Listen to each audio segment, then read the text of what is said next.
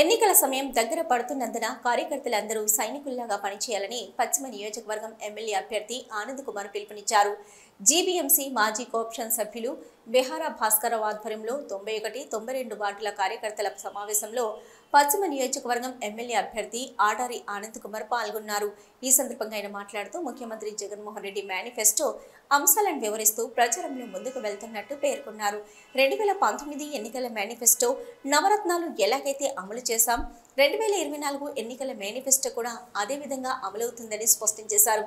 కూటమి మేనిఫెస్టో బూటకమని 2014లో చంద్రబాబు నాయుడు ప్రజలను మోసం చేశాడని విమర్శించారు.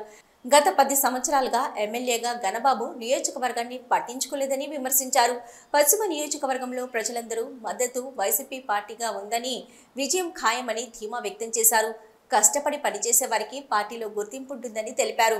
నియోజకవర్గ ప్రజలకు జగన్మోహన్ రెడ్డి ప్రవేశపెట్టిన మేనిఫెస్టో అధికారుల గురించి వివరించి ఓటును అభ్యర్థించాలని కార్యకర్తలకు పిలుపునిచ్చారు.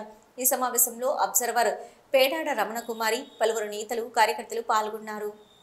ఒకటే గుర్తుంచుకోండి, 5 సంవత్సరాలు ఎక్కడా కూడా ప్రజలు ఎవరినైనా అడగండి, 5 సంవత్సరాల పాటు ఎక్కడా కనిపించలేదు. అలా 14 కూడా అదే, 14 నుంచి 18 కూడా అదే పరిస్థితి. వాళ్ళు ఏంటంటే ఒక తప్పుడు దావతో ఎవరైతే మా కార్యకర్తలు ఉన్నారో లేకపోతే మా బిఎల్ఏలు ఉన్నారో వాళ్ళందరి దగ్గరికి వచ్చి వాళ్ళకి డబ్బులు చూపించి ఏదో కానీ మా కార్యకర్తలు కానీ మా నాయకులు కానీ పక్కాగా ఈరోజు వైఎస్ఆర్సీపీ పార్టీ అంటే ఒక డిసిప్లిన్ ఉన్న పార్టీ. 100% ఈరోజు ఆయన ఎన్ని ప్రలోభాలు పెట్టినా ఈరోజు ఎవరు లొంగేది లేదు. ఈరోజు జగన్మోహన్ రెడ్డి గారిని ముఖ్యమంత్రి చేయాలని ప్రతి కార్యకర్త, ప్రతి నాయకులు, నాతో సైతం అందరం కూడా ఈరోజు సిద్ధం అనే దీంతో ముందుకెళ్తున్నాం.